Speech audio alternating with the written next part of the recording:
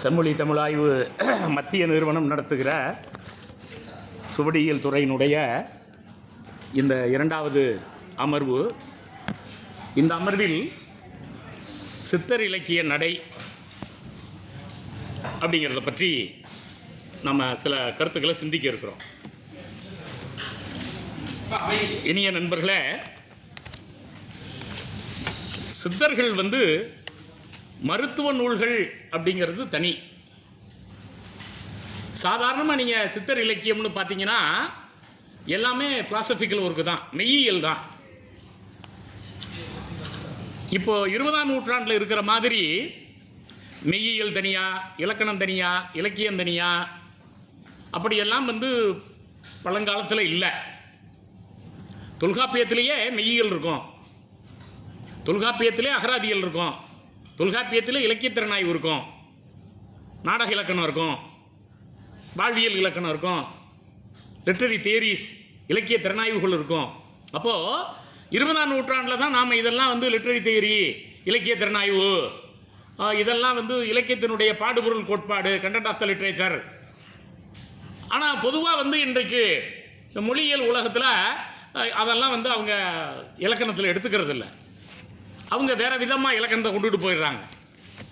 இப்போ இந்த சித்தர் இலக்கியம் அப்படிங்கிற தலைப்புக்குள்ளே நாம் சிந்திக்கிற போது நிறைய தத்துவ பாடல்கள், வாழ்க்கை நெறி பற்றிய சிந்தனைகள், கல்வி பற்றிய சிந்தனை, உண்மை பேச வேண்டும், இந்த சமூகத்தில் நல்லவனாக வாழ வேண்டும் என்பது பற்றிய கருத்துகள். அதில் இன்னும் ஒருபடி கூட போனால் இங்கே இந்தியாவில் இருந்த வைதிகம், இந்தியாவில் இருந்த ஜெயின் என சொல்லப்படுகிற சமணம், அதற்கு எதிரான கடவுள் மறுப்பு சிந்தனைகள். ரொம்ப அடிப்படையான அந்த கருத்தை இங்கே சுட்டி காட்ட விரும்புகிறேன். நீங்கள் பாம்பாட்டி சித்தராக இருந்தாலும், சிவவாக்கியாராக இருந்தாலும், பத்திரகிரியாராக இருந்தாலும், இந்த படைப்பாளிகள் எல்லாம் மிகச்சிறந்த கடவுள் மறுப்பாளர்கள். அது ரொம்ப நுணுக்கமாக நீங்கள் கவனிக்கணும். இந்த சித்தர்கள் தான் அந்த காலத்தில் மிகச்சிறந்த மருத்துவமனைகளை நடத்தினார்கள், மருந்துகளை தந்தார்கள். அதே நேரத்தில் நிறுவனப்படுத்தப்பட்ட மதங்களுக்கு எதிராகவும் இருந்தார்கள். பெரும்பாலும் அவர்கள் காடுகளில் இருக்கக்கூடிய மூலிகைகளோடு வாழ்க்கை நடத்தியவர்கள். அதில் ஒரு 80-90 விழுக்காடு சைவ சமயத்தை ஆதரித்தார்கள். சைவ சமயத்தில் இருக்கிற மூட நம்பிக்கைகளை அவர்கள் சுட்டரிக்கக்கூடியவையில் பேசினார்கள். அது ரொம்ப நுணுக்கமாக நம்ம கவனிக்கணும். ஏன்னா அந்த காலகட்டத்தில் சமூக புறக்கணிப்புக்கு உள்ளாக்கப்படுவோம் என்கிற நிலையில் சைவ சிந்தனைகளில் கடவுள் கொள்கையை ஏற்றுக்கொண்டு மூட நம்பிக்கையை எதிர்த்தவர்கள் நிறைய இருக்கிறார்கள். அதனால தான் நம்ம இந்த இலக்கியத்தினுடைய பாடுபொருளை பார்க்குற போதும் சரி, அல்லது மற்ற எந்த பகுதியாக இருந்தாலும் நீங்கள் அதை நுணுக்கமாக கவனிக்கலாம் நண்பர்களே. அதே போல் இந்த கவிதைகள் எல்லாமே ஒரு நல்ல ஒரு உருவகப்படுத்தப்பட்ட தன்மையோடு இருக்கும். இந்த மாதிரி ஒரு மனித உயிரை ஒரு தோண்டியாக நினச்சி இதை ஈராறு மாதமாக பெற்று அதை கூத்தாடி கூத்தாடி போட்டு உடைத்தாண்டி ஒழுங்காக வாழ்ந்திருக்கலாம். 10 மாதம் தாயினுடைய வயிற்றில் உருவாக்கிய தன்னுடைய உடலை இவன் எல்லா விதமான இழிந்த வாழ்க்கையில் வாழ்ந்து அழிந்து போனான் அப்படின்னு சொல்கிறப்போ, ஒரு ஆண்டி ஈராறு மாதமாக அந்த பானையை வணைஞ்சான், அந்த வணையப்பட்ட பானையை இவன் கூத்தாடி கூத்தாடி உடைத்து விட்டான் ஒரு சொல்லுகிற போது அதில் ஒரு நல்ல உருவகம் இருக்கும். அந்த உருவகத்தில் ஒரு வாழ்க்கை மெய்யியல் பேசப்படும். அப்போ நீ இந்த உலகத்தில் வாழ்கிற போது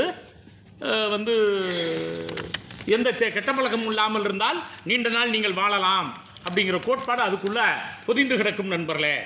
அந்த மாதிரியான நுட்பங்கள் இங்கே நல்ல இலக்கிய நடைன்னு ஒன்று கொடுத்துருக்கார். நல்ல தலைப்பு ஐயா அவர்கள் தந்திருக்கிறார்கள் நண்பர்களே. இதில் நாம் இந்த பாடல்கள் ஒன்று ஒன்றையும் பார்க்கிற போது ரொம்ப நுட்பமாக, கண்டவர்கள் ஒரு நாளும் வெண்டிலர்களே, விண்டவர்கள் ஒரு நாளும் கண்டிடார்களே, கொண்ட கோலம் கண்டவர் கோல்நிலை காணார், கூத்தாடி கூத்தாடியே நீ ஆடு பாம்பே. பாம்பாட்டி சித்தருடைய பாடல். இந்த பாடல் தருகிற கருத்து என்ன? கண்டவர் வெண்டிலர், விண்டவர் கண்டிலர். ஒரே அடியில் போட்டு மோட்ச கோட்பாடை காலி பண்ணிட்டாங்க. நான் மோட்சத்தில் போனேன், 10 நாள் இருந்தேன், அங்கே சிவபெருமானை பார்த்தேன், திருமாலை பார்த்தேன், ஏசுநாதரை பார்த்தேன், அல்லாவை பார்த்தேன், சித்தகணங்கள்லாம் அங்கே இருந்தாங்க, புத்தர் அங்கே இருந்தார், அவரோட நான் உட்காந்து சாப்பிட்டுட்டு டீ சாப்பிட்டு இப்போ வந்தேன் அப்படின்னு சொல்கிற ஆள் யாராவது இருக்கானாயா அப்படின்னா பார்த்துட்டு வந்தவன் யாரும் சொன்னதில்லை. எங்கள் திருமால் வந்து வைகுண்டத்தில் இருக்கார், எங்கள் சிவபெருமான் வந்து சிவலோகத்தில் இருக்கார், எங்கள் ஏசுநாதர் மோட்சத்தில் இருக்கார், எங்கள் புத்தர் வந்து தேவலோகத்தில் இருக்கார் அப்படின்னு இங்கே சொல்கிறவன் யாரும் போய் என்ன பண்ணிட்டு வரல, பார்த்துட்டு வரல. 2 வரி தான் நண்பர்களே. கண்டவர்கள் ஒரு நாளும் வெண்டிலரே. வில்லுதல்னா பேசுதல்னு அர்த்தம். வில்லுனா வளைஞ்ச வில், அந்த இல்லு தான். விலைன்னு ஏன் சொல்றோம்னா, ஒரு துணி 10 ரூபா 10 ரூபா 10 ரூபா 10 ரூபான்னு சத்தம் போட்டு பேசுறான், அதுக்கு தான் வில்லுதல்னு பேரு. வில்லுவதால் தான் அதுக்கு பேர் என்னது, விலை. இப்பதானே நீங்க பிரிண்டிங்லாம் வந்துச்சு. அந்த காலத்தில் 1 கிலோ 2 ரூபா, 1 கிலோ 10 ரூபா, 1 கீரை கட்டு 10 ரூபான்னு சத்தம் போட்டு தானே வித்தான். அப்ப வில்லுதல்னா பேசுதல்னு அர்த்தம், சொல்லுதல்னு அர்த்தம், அறைகூதல்னு அர்த்தம், கூறுதல்னு அர்த்தம். பார்த்தவர்கள் கூறியதில்லை. ஆமா, விண்டவர்கள் ஒரு நாளும் கண்டிடாத சொல்றான். 1 மணி நேரம் ப்ரீச் பண்றான் அந்த சண்டே சர்ச்சில். முல்லா வெள்ளிக்கிழமை மத்தியானம் பேசுறாரு. நம்ம ஆள் வந்து நிறைய உரைகள் ஆட்டுறான், தியானம் கொடுக்குறான். அப்போ இந்த விண்டவர்கள்னா பேசுபவர்கள், விண்டவர்கள்னா அறிவுரை வழங்குபவர்கள், விண்டவர்கள்னா மதவாதிகள். இந்த மதவாதிகள் ஒரு நாளும் கண்டிடார்களே சொல்லிவிட்டு அந்த பாம்பாடித்தர் சொல்றார், கொண்ட கோலம் கண்டவர்கோ நிலை காணார். இறைவன் மேல இவங்க வந்து இப்போ விதவிதமாக புனைகிறார்கள். இறைவனுக்கு வந்து ஒரு பக்கம் பிறை சூடி இருக்கிறார், பித்தா பிறை சூடி, ஒரு பக்கம் வந்து மழுவாயுதத்தை வச்சிருக்கிறாரு, இந்த உலகத்தில் 10 முறை அவதாரம் எடுத்திருக்கிறாரு. அதுவும் இன்னும் நீங்கள் நுட்பமாக போய் பார்த்தீங்கன்னா கடவுளே இல்லைன்னு சொன்னார் புத்தர். ஆன்மா போய் மோட்சம் போய் வேள்விக்கு ஆடுகளை பள்ளியிடக்கூடாது, அதனால தான் அதுக்கு நாத்திக மதம்னு பேர். காலப்போக்கில் அவரையே கடவுளாக்கி அவருக்கே பூஜை புனஸ்காரம் பண்ணி யார் கடவுளை இல்லை என்ன சொன்னார்களோ அவர் பேரால் ஒரு மதத்தை உருவாக்கி புத்தருக்கு வந்து வழிபாடு நடத்தினால் இதான் கிடைக்கும். சமணமும் அப்படிதான். ஜெயின் பிலாசபிக்கலி மெய்யியல் படி கடவுள் இல்லை, மோட்சம் இல்லை. என்ன புத்தத்துக்கும் சமணத்துக்கும் உலகாயுதத்துக்கும் மீமாம்சைக்கும் கிட்டத்தட்ட 36 மதங்கள். இங்கே மணிமேகலைன்னு ஒரு காப்பியம் இருக்குது, சமயத்திறம் மறுத்த காதைன்னு ஒன்று இருக்குது. அதில் 36 மதவாதிகள் ஒருத்தரோடு ஒருத்தர் விவாதம் பண்ணுவாங்க. அந்த 36 மதங்களில் கிட்டத்தட்ட 30 மதங்கள் வந்து கடவுள் இல்லைன்னு சொல்கிற மதங்கள். அதில் ஒன்று உலகாயுதம். உலகாயுதம்னா இந்த உலகம் மட்டும்தான் உண்மை, இந்த உலகத்தில் வாழ்வது மட்டும்தான் வாழ்க்கை, நீ அதிகபட்சம் மகிழ்ச்சியாரு, அதிகபட்சம் துயரப்பட்டுக்கோ, நீ மேலெல்லாம் ஒன்று கிடையாது, மறுபிறப்பிலே இல்லை. சில மதங்கள் மறுபிறப்பை ஒத்துக்கும், எழுபிறப்பை ஒத்துக்கும். இந்திய மதங்களுக்கான பொதுவான போக்குகள்ட பார்த்தீங்கன்னா சமணம், பௌத்தம், வைதிகம், இங்கே தோன்றிய மதங்கள் இந்த எழுபிறப்பை பேசும், ஆனால் மோட்சத்தை பேசாது, கடவுளை ஒத்துக்காது. இந்த சித்தர்கள் அந்த கடவுள் மறுப்பு மெய்யியலை வந்து பேசியவர்கள் அப்படிங்கிறத நம்ம நுட்பமாக கவனிக்கிறோம் நண்பர்களே. அப்போ எளிய நடையில், அதனால தான் நான் சொன்னேன், இவர்களுடைய கவிதைகள் 20ஆம் நூற்றாண்டு கவிதைகள் போல இருக்கும். அந்த சொற்களை மட்டும் நம்ம தெரிஞ்சுக்கணும். வில்லுதல்னா பேசுதல், காணுதல்னா வந்து நேரில் போய் பார்த்தல். அப்போ கண்டவர்கள் ஒரு நாளும் விண்டிடார்களே, விண்டவர்கள் ஒரு நாளும் கண்டிடார்களே, கொண்ட கோலம் கண்டியவர் கோள்நிலை காணார். கோள்நிலைகளை இவர்கள் பார்த்ததில்லை. இது சனி, இது வெள்ளி, இது புதன், இது வந்து குரு வந்து புதனுக்கு உள்ளே போகிறாரு, இது உனக்கு நல்லது நினைக்கும். இப்போ ஒன்று 7.5 நாட்டு சனி பிடிச்சிக்கிச்சு, ஒரு 7.5 வருஷத்துக்கு ஒன்று ஆட்டம். கோள்நிலை யார் கண்டார்? சந்திர மண்டலத்தில் இருக்கா மோட்சம், இல்லை புதனில் இருக்கா, வியாழன் இருக்கா, சேட்டலைட்டை விட்டு போய் பார்த்துட்டு வந்துடுவோமா? இந்திரலோகத்தில் இந்திரன் இருக்கிறானா, அங்கே ரம்பா எங்கே இருக்காங்க, ஊர்வசி எங்கே இருக்காங்க, அதெல்லாம் பார்த்துட்டு வருவோம். அதெல்லாம் இல்லைங்க. கண்டவர்கள் விண்டிலர் என்று சொல்லுகிற போது நண்பர்களே, இவர்களுடைய இந்த கவிதைகள், இந்த மெய்யியல் கவிதைகள் மிக எளிமையாக ஒரு சித்தர் எப்படி இருக்கணும்னு ஒரு பல பேர் பல இடத்துல சொல்கிறாங்க. பத்திரிகையான்னு ஒருத்தர் சொல்கிறார், பேய் போல் திரிந்து பிணம் போல் கிடந்து. எல்லா ஊருக்கும் போகணும், எல்லா மூலிகையும் பார்க்கணும், 1000 பேரை கொன்றவன் தான் அரை வைத்தியன், 1000 பேரை கொன்றவன் இல்லை. ஆமாம், பேய் போல் திரிந்து பிணம் போல் கிடந்து திட்டுவான், வைவான். மழையாக இருந்தாலும் பனியாக இருந்தாலும், இல்லைங்க இது குளிர்காலம் எனக்கு கம்பளி வேணுங்க, இது கோடைகாலம் எனக்கு வந்து குளிரூட்டப்பட்ட அறை வேணுங்க. பிணம் போல் கிடந்து, அது காடா மலையா சாலையா, பிணம் போல் கிடந்து யார் எவ்வளவு திட்டினாலும் அடித்தாலும் ஒரு துறவி என்பவன், ஒரு சித்தன் என்பவன் எல்லாத்தையும் கேட்டுக்கிறவனா இருக்கணும். பேய் போல் தெரிந்து பிணம் போல் கிடந்து தாய் போல் நினைந்து, இந்த மனித உயிர்களை தாய் மாதிரி நினைக்கணுமா. கற்றாவின் மனம் போல கசிந்துருகிம்பா. இந்த கன்றினை ஈண்ட பசு இருக்கிறதே, அந்த கன்றுக்குட்டி கொஞ்சம் அங்கிட்டு ஓடிடுச்சுன்னா அம்மா அம்மான்னு கத்திட்டு கிடக்குமா.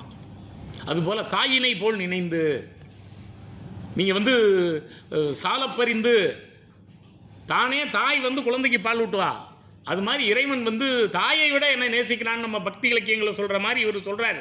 ஒரு முனிவன் எப்படி இருக்கணும், ஒரு சித்தன் எப்படி இருக்கணும், தாயை போல் நினைந்து தவம் முடிப்பது, அதான் ரொம்ப முக்கியமானது. எக்காலம், இந்த பத்திரிகையாருடைய நடை நயம்னு பார்த்தீங்கன்னா அந்த கவிதை முழுவதும் எக்காலம் எக்காலம் தான் எழுதுவார். மண்ணுயிரை கொன்று வதைத்து உண்டு உழலாமல் தன்னுயிர் போல் எண்ணி தவம் முடிப்பது எக்காலம். இந்த உலகத்துயிர்களை கொல்லக்கூடாது. அப்போது இவங்கெல்லாம் வந்து வெஜிடேரியன் தான், சித்தர்கள் நான் வெஜிடேரியன் கிடையாது. கடவுள் தான் இல்லைன்னு சொன்னானே தவிர உயிர்களை கொள்ளணும்னு சொல்லலை. ரொம்ப நுணுக்கமாக நீங்கள் கவனிக்கணும். புத்தர் கடவுள் இல்லைன்னு சொன்னாரே தவிர உயிர்களுக்கு தீங்கு நினைக்கப்படாது அப்படின்னார். அதனால தான் புத்த துறவிகள் எங்கே போனாலும் கையில் ஒரு மயிலரை வச்சு விசிறிட்டு போவாங்க. சமண துறவிகளும் கையில் மயிலரை வச்சுட்டு விசிறிட்டு போவாங்க. அதை பின்பற்றியவர்கள் சித்தர்கள். பெரும்பாலும் சித்தர்களில் சமணத்தை சார்ந்தவர்களும் நிறைய உண்டு. ஏன்னா சமணர்கள் வந்து இப்போவும் துறவிகள் வந்து இரவு நேரத்தில் உண்ண மாட்டான், மாலையிலே சாப்பிட்ருவான். ஏன்னா இரவு நேரத்தில் உண்ண பூச்சி போட்டு இந்த உணவில் உண்ணும். நின்று உட்கார்ந்தே சாப்பிடப்படாது மனிதன், உட்கார்ந்து சாப்பிட்டாலே சுகம் கண்டுருவான். அதனால தான் நீங்கள் சமண படுக்கைகள், கற்படுக்கைகள், நீங்கள் சித்தனவாசலில் போய் பார்த்தீங்கன்னா ஒரு 10-15 கற்படுக்கைகள் இருக்குது. கல்லில் தான் இருக்கும் அந்த படுக்கை. அது கொஞ்சம் லேசாக மேடு இருக்கும், ஒரு 3 இன்ச்சுக்கு மேலே இருக்காது. நம்ம தலைவணி உயரம்லாம் அது இருக்காது. அந்த கற்படுக்கை ஒரு 3 இன்ச்சுக்கு உயரமாக இருக்கும். இதெல்லாம் அது மாதிரியே வரிசையாக ஒரு 10 படுக்கைகள் இருக்கும். ஏன்னா அவங்க வந்து பஞ்சமெத்தையில் படுக்கிறது விரும்புறதில்ல, கூடாதுன்னு எதிர்த்தவர்கள். ஏன்னா வந்து நல்லா சொகுசாக படுத்தா இவனுக்கு இந்த உலகத்தில் அவனுக்கு வாழ்க்கையில் இன்பம் வந்துடுது, மகிழ்ச்சியை உணர்றான். இந்த உலகத்து வாழ்க்கை தேவையில்லாதது, இயற்கை உணவு மட்டும்தான் உண்ணா. அதனால தான் அவனுக்கு மருந்துகளை கண்டுபிடிக்க முடிஞ்சிச்சு. நீங்கள் இப்போவும் சித்தனவாசல் கூடிய ஓவியங்களை போய் பார்த்தீங்கன்னா கிட்டத்தட்ட கிமு முதல் நூற்றாண்டில் வரைந்ததுன்னு சொல்கிறாங்க. இன்னமும் அந்த தாமரை மலர்ந்திருக்கிற காட்சி, அந்த பெண்கள் வந்து அந்த தாமரை போய் இத்தனைக்கு மேலே பரண் அமைச்சு மேலே வரைஞ்சிருக்கிறான் அந்த குகை ஓவியத்தில் போய் பார்த்தீங்கன்னா. அப்போ நண்பர்களை, அவர்கள் நல்ல ஓவியக்கலையை வளர்த்தார்கள், மருத்துவ கலையை வளர்த்தார்கள், நல்ல மெய்யியலை அவர்கள் வளர்த்தார்கள். ஒரு சித்தன் எப்படி இருக்கணுங்கிறதையும் ரொம்ப எளிய நடையில் சொல்லிட்டு போகிறாங்க நண்பர்களே. ஆமாம், தொண்டனுக்கு தொண்டரென தொண்டு செய்வது எக்காலம். பத்திரிகையாருடைய கவிதைகளில் இது அப்படியே அந்த நடை போய்கிட்டே இருக்கும் நண்பர்களே. ஆமாம், அதே போல் இந்த உலகத்து இன்பத்தை வெறுத்தார்கள். இப்போ நீங்கள் பாம்பாட்டி சித்தர் ஒரு கவிதை எழுதுகிறார் நண்பர்களே. மயில் என்றும் குயில் என்றும் மாணிக்கம் என்றும், மாசரு பொண்ணே, மலமுறி முத்தே, காசரு விரையே, கரும்பே, தேனே, ஏண்டா இப்படிலாம் வந்து வர்ணிக்கிற? ரொம்ப எளிமையாக சொல்லுகிறார் நண்பர்களே. மானே என்றும் தேனே என்றும், வான் அமுதென்றும், ஒயிலான வண்ண மயில் என்றும், இப்படியெல்லாம் வந்து ஓதாமல் கடிந்தோம் என்று ஆடுபாம்பே. இதை நான் கடுமையாக எச்சரிக்கிறேன். இந்த உலகத்து இன்பத்தை நினைக்கக்கூடாது, காதல் இன்பம் கூடாது. ஏன்னா அவர்கள் துறவிகளாக இருந்தவர்கள். அப்போ மிக எளிமையாக அந்த தொடர், அதில் இருக்கக்கூடிய பாடுபொருள் துறவு, எழுதுகிற நடை இன்றைக்கும் புரியக்கூடிய வகையில் ஓதாமல் கடிந்தோம். நான் இதை பாராட்டல, இதை கடிகிறேன். கடிதல்னா எதிர்த்தல், கண்டித்தல். கடிகிறோம் என்று ஆடுபாம்பே. இவர் வந்து ஆடுபாம்பே ஆடுபாம்பேன்னு பாம்பை முன்னிலைப்படுத்தி எழுதுவார். குதம்பை சித்தர் குதம்பாய் குதம்பாய்ன்னு எழுதுவார். பத்திரிகையார் எக்காலம் எக்காலம்னு எழுதுவார். ஒவ்வொருத்தரும் அவங்களுக்கு ஒரு நடையை வைத்திருந்தார்கள். சிலர் ஆசிரியப்பால் எழுதினாங்க, சிலர் குரல்வெண் சுந்தரியில் எழுதினாங்க, சிலர் கலித்தாலி செயல் எழுதினாங்க. அப்போ இந்த சித்தர் கவிதைகள் அனைத்துமே நண்பர்களே, ஆமாம், உடம்பை சொல்லுகிற போதே 9 வாய் கூடு அப்படின்னு தான் சொன்னாங்க. அது நாங்கள் 9 வாய் கூடு ஞானம் நூறுன்னு ஒரு புத்தகம். உடலுக்கு 9 வாசல். நாங்கள் இது ஒரு கூடு, இந்த கூட்டுக்கு 9 வாசல் அப்படி இருக்குது. ஆகையினால் இந்த உலகத்தை, இந்த உடலை நீ நம்பாதே என்று மிக எளிமையாக சொல்லுகிற அந்த போக்கு இருக்கிறத பார்க்கிறோம். அதனால இந்த நடை அப்படின்னு பார்க்கிற போது மிக எளிய நடையில் எப்போவுமே ஒரு பேச்சு கூட 2 சொற்கள் இருக்கணும். அண்ணாதுரை பேச்சு ஏன் வெற்றி பெற்றுச்சுன்னா எளிமையாக பேசுவார். காட்சிக்கு எளியவர், 2 வார்த்தை தான்.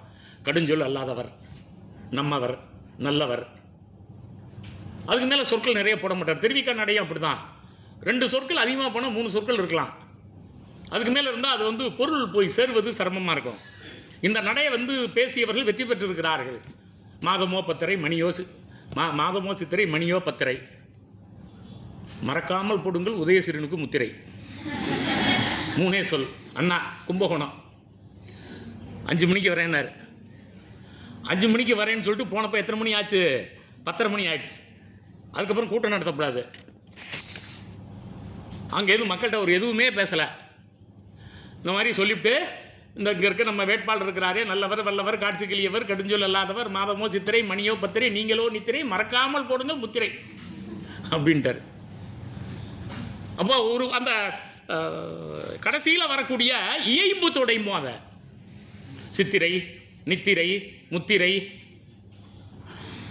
இயைபு தொடை. உங்களுக்கு தெரியும், மோனைத்தடைனா முதல் எழுத்து ஒன்றி வருவது, 2ஆம் எழுத்து ஒன்றி வருவது எதுகை, கடைசி சொல்லோ சீரோ எழுத்தோ ஒன்றி வந்தால் என்ன தொடை? அது இயைபு தொடை. இந்த சித்தர்களுடைய பாடலில் இந்த இயைபு தொடை அப்படின்னு ஒன்று நல்லா இருக்கும். அதை நம்ம நுணுக்கமாக கவனிக்கலாம்.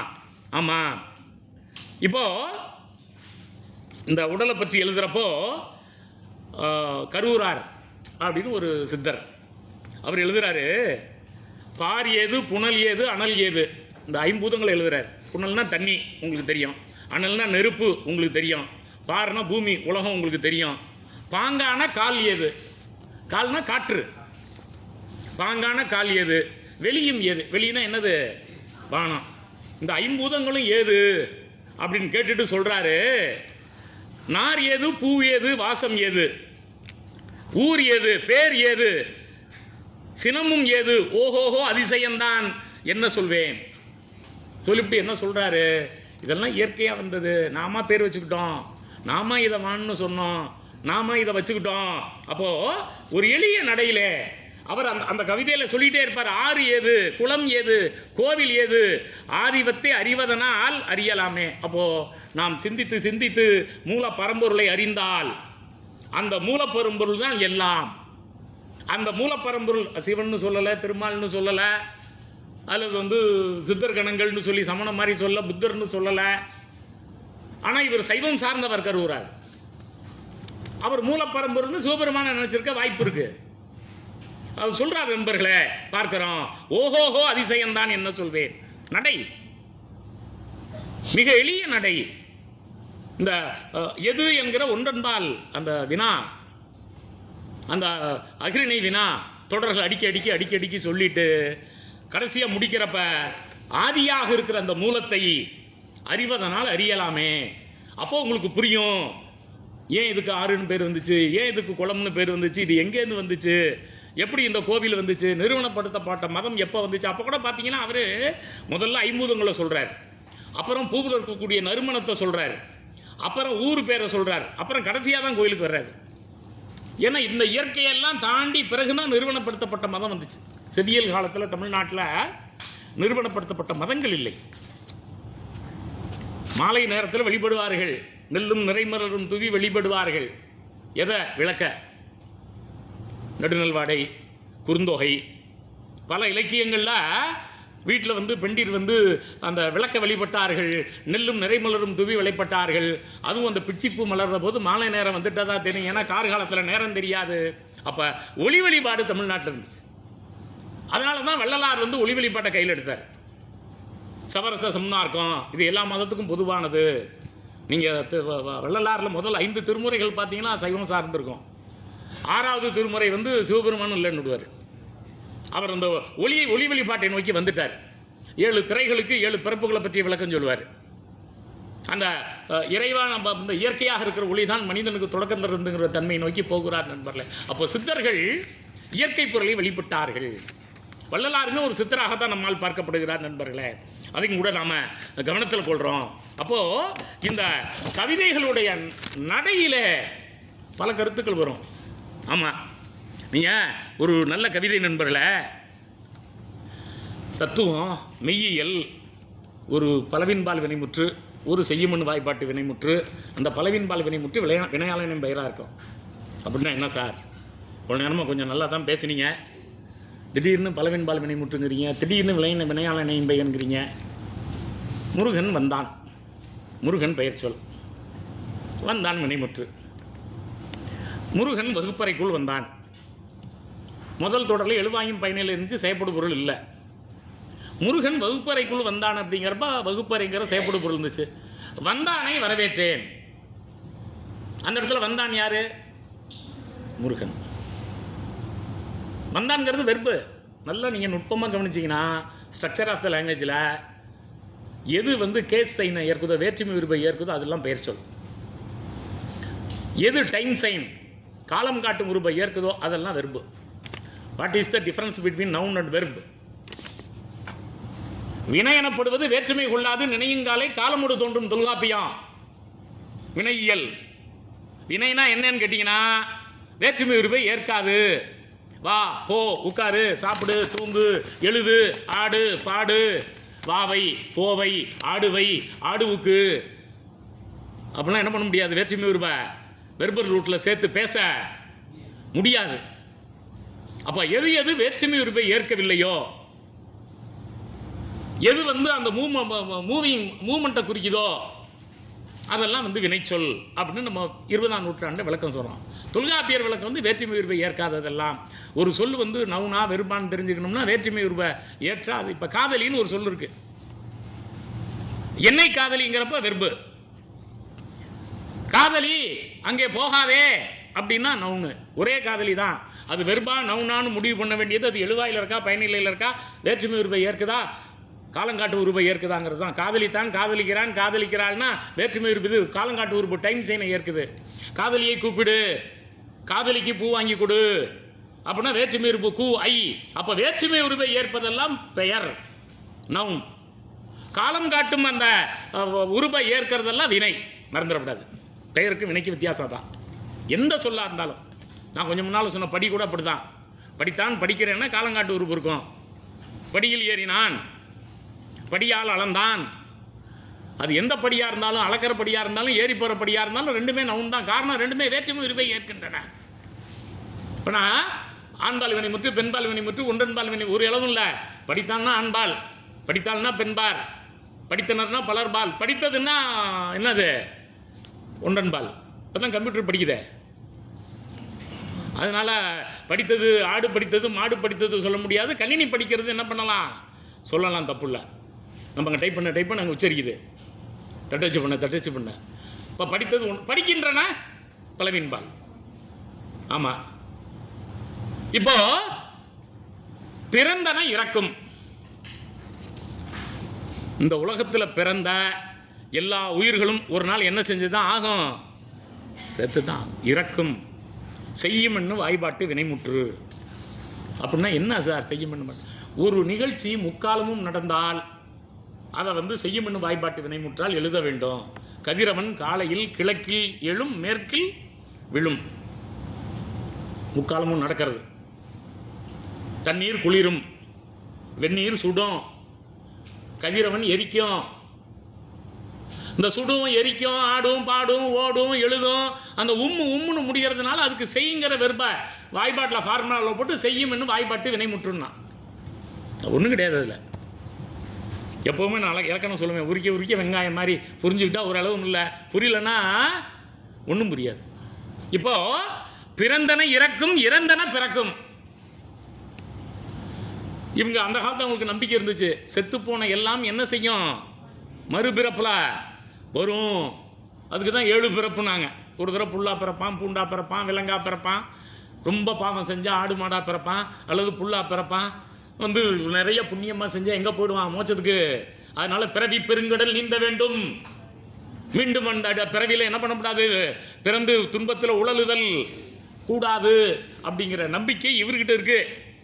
ஆமாம், இவர் என்ன சொல்கிறார் அப்படின்னா, பட்டினத்தார் பாட்டு தான் அது. பிறந்தன இறக்கும், இறந்தன பிறக்கும், தோன்றின மறையும், மறைந்தன தோன்றும். அது வந்து உயிர்கள், இது வந்து அகிரிநிலையே உயிர் அல்லாதவை தோன்றுதல். அப்போ இந்த தோன்றிய, அது கடலாக இருந்தாலும் சரி, அது மலையாக இருந்தாலும் சரி, எதுவாக இருந்தாலும் தோன்றியது மறையும், மறைந்தது திருப்பி தோன்றும். பெருத்தன சிறுக்கும், சிறுத்தன பெருக்கும். இழைச்சி போனது பெருசாகிடும். இப்போ பணக்காரனாக இருக்கிறவன் ஏழை ஆகிடுவான், ஏழையாக இருக்கிறவன் பணக்காரனாக இருக்குவான். ஒல்லியாக இருக்கிறவன் குண்டாயிடுவான், குண்டாக இருக்கிறவன் ஒல்லியாகிடுவான். அது எதுவாக இருந்தாலும் சரி, பெருமை சிறுமை, அது செல்வமாக இருந்தாலும் சரி, உடலாக இருந்தாலும் சரி, நிலமாக இருந்தாலும் சரி, எதுவாக இருந்தாலும் சரி, பெருத்தன சிறுக்கும், சிறுத்தன. இதுதான் நண்பர்களே தத்துவம் என்பது, இதுதான் மெய்யியல் என்பது. ஒரு பொதுவான வினைமுற்றை கொண்டு எழுதி பொதுவான உலகியல் தத்துவத்தை சொல்லி முக்காலமும் அது பொருந்தக்கூடிய வகையில் அந்த கருத்து ஓரிரு சொற்கள்ல, நான் கொஞ்சம் முன்னால் சொன்ன மாதிரி பெரிய இதுக்கு விளக்கமெல்லாம் அவர் எழுதலை, எளிமையாக சொல்லிட்டு போயிடுறார். சொல்லிட்டு எழுதுறாரு பாருங்க. ஊர்ந்தன மறக்கும், மறந்தன உணரும், உணர்ந்தன மறக்கும், மறந்தன உணரும். எல்லாத்தையும் நினச்சிக்கிட்டு இருக்கிறது ஒரு நாள் மறக்கும், மறந்து போனது திருப்பி நினைவுக்கு வரும். அதான் சொல்கிறாரு, உணர்ந்தன மறக்கும். நல்ல நெருங்கிய நண்பனா 10 வருஷம் இருந்திருப்போம், 20 வருஷம் பிரிவு வந்தால் யாருன்னு தெரியாது. உணர்ந்து ஒன்றா உட்காந்து ஒன்றா சாப்பிட்டு ஒன்றா வாழ்ந்து ஒன்றா இருந்திருப்போம். கால மாறுபாட்டில் அடையாளமே தெரியாது. அதே போல் மறந்தன உணரும். ஏதோ சின்ன பிள்ளைல நம்ம விளையாண்டப்போ பார்த்து, ஆமாம் தம்பி நம்மலாம் ஒன்றா படித்தோமே, அப்போது மறந்தது வந்து உணரப்படும். இதுவும் வந்து அப்புறம் புணர்ந்தன பிரியும், பிரிந்தன புணரும். இணைந்து இருந்தவர்கள் பிரிவார்கள், பிரிந்து இருந்தவர்கள் இணைவார்கள். இதுவும் உலகத்து இயற்கை தான். டைவர்ஸ் முழுப்பெல்லாம் கோர்ட்லலாம் வாங்கினதுக்கு அப்புறம் 10 வருஷம் கழிச்சு ரீமேரேஜ் பண்ண நாட்கள்லாம் இருக்கான். ஆமாம், ரொம்ப வந்து உயிருக்குயிராக நாங்கள் இருக்கிறோம், நீ இல்லை நான் இல்லை, வந்து பிரியேன் பிரியில் உயிர் தரியேன், இம்மை மாறி மறுமையாகினும் நீ ஆகிற என் கணவர் யானாகிற நெஞ்சு நேர்பவளே, அடுத்த பிறவிகள் கூட நீ தான் எனக்கு புருஷனாக வரணும், நான் தான் உனக்கு மனைவியாக வரணும் என்று சொன்னவர்கள் கூட என்ன செய்து விடுகிறார்கள், பிரிந்து போய் விடுகிறார்கள். ஆமாம், புணர்ந்தன பிரியும், பிரிந்தன புணரும். இது பட்டினத்தார் சொல்லுகிற தத்துவ நண்பர்களே. இதில் இந்த பிறந்தன, தோன்றின, பெருத்தன, ஊர்ந்தன எல்லாமே வினையாளனையும் பெயர்கள். வினையாளனையும் பெயர்னா என்ன சார்? தமிழில் இலக்கணத்தில் 2 சொற்கள் இருக்கின்றன நண்பர்களே. இலக்கணம் மீறிய இலக்கணம். அது என்ன சார் இலக்கணம் மீறிய இலக்கணம்? ஒன்று குறிப்பு வினைமுற்று, இன்னொன்று வினையாளனையும் பெயர். பொதுவாக பெயர் சொல்லுக்குன்னு ஒரு இலக்கணம் இருக்குது. நான் முன்னாடியே சொன்னேன், வேற்றுமையை ஏற்கும்னு சொன்னேன். ஆனால் இந்த குறிப்பு வினைமுற்று இருக்க எல்லாம் பெயர் சொல் தான். இப்போ நல்லன் அப்படின்னா நல்லவன் அர்த்தம், பெயர் சொல் தான். ஆனால் அது வந்து காலங்காட்டு உருவை ஏற்று அது வந்து வினையாகிறது. எல்லா குறிப்பு வினைமுற்றுகளும் பெயர் சொற்களே, பண்பு பெயர்களே. அங்கே வந்து பண்பு பெயர் அடியில் இருக்கும், ஆனால் அது பூரா வினைத்தன்மையோடு இருக்கும். அதுக்கு பேரே வினைமுற்று தான், குறிப்பு வினைமுற்று. ஆனால் அது பூரா நவுன் தான். வினையாளனை பெயர் சொன்னேன், வந்தான்ங்கிறது வினைமுற்றுன்னே, அது வேற்றுமை பெயருக்கு வினையாளனை பெயர் ஆகிடும். வந்தவனை வரவேற்றேன், சாப்பிட்டவனை போ சொன்னேன், சாப்பிடாதவர்களை சாப்பிட சொன்னேன், எதிர்மறை வினையாளனை பெயர். பேசாதவர்கள், சாப்பிடாதவர்கள், ஆடாதவர்கள், பாடாதவர்கள், உண்ணாதவர்கள், எழுதாதவர்கள், கேளாதவர்கள், எதிர்மறை வினையாளனையும் பெயர். அப்போது இந்த எதிர்மறை வினையாளனையும் பெயர்கள் அல்லது வினையாளனையும் பெயர்களை வைத்துக்கொண்டு அது ரெண்டுமே வந்து வினையிலேருந்து பெயருக்கு மாறும், இது பெயர்லேருந்து வினைக்கு மாறும். இதை ரொம்ப நுட்பமாக இந்த இலக்கியத்தில் கையாளுகிற தன்மை இந்த சித்தர்கள்ட்ட இருக்கிறத நம்மால் பார்க்க முடிகிறது நண்பர்களே. ஆமாம், சொல்லிட்டு சொல்கிறார் நண்பர்களே, அருந்தின மலமாம். சாப்பிட்டதெல்லாம் மலம்தாயா, எதை சாப்பிட்டாலும் 5 மணி நேரத்தில் என்ன செய்யுது? அருந்தின மலமாம். புனைந்தன அழுக்காம். நல்லா மேக்கப் பண்ணிட்டு வந்தா எல்லாம் என்ன ஆகிடுது? ஒரு நடிகை காலையில் போகும்போது நடிக்க போகும்போது அவங்க வீட்டுக்குள்ளேயே அக்கா அக்கானுச்சான், சாயங்காலம் வீட்டுக்கு வரும்போது பாட்டி பாட்டின்னுச்சான். ஆமாம், அப்போ கிளிக்கு கூட தெரியுது, காலையில் அது அக்காவாக இருந்துச்சு, சாயங்காலம் வேணா ஆயிடுச்சு, பாட்டிங்குது கிளி. ஏண்டியம்மா நேற்று அந்த வந்த கிளியை நீ அடித்து கொண்டுவிட்டேன்னா, நேற்று நல்லா தான் அக்கா இருந்துச்சு, இன்றைக்கி சாயங்காலம் வரும்போது என்னங்குது பாட்டிங்குதுண்ணா. அதுதான் இங்கே சொல்கிறாரு நம்ம ஆள் பட்டினத்தார், புனைந்தன அழுக்காம். காலையில் நீங்கள் எவ்வளவு தான் புனைவு பண்ணிட்டு மேக்கப் பண்ணிக்கிட்டு 5000 இப்போலாம் 10,000, கல்யாணத்துக்கு என் பையனுக்கு எல்லாம் வீட்டில் இருக்க பொம்பளைங்கெல்லாம் பார்த்தா 40,000 பில்லு போட்டிருந்தாங்க. இல்லை ஆமாம், ஒரு ஆளுக்கு 5000 10,000ல மேக்கப்புக்கு. ஆமாம், புனைந்தன அழுக்காம். உவப்பன வெறுப்பாம், வெறுப்பன உவப்பாம். வெறுக்கிறது மகிழ்ச்சி தரும், மகிழ்ச்சியாக இருக்கிறது வெறுப்பாக இருக்கும்.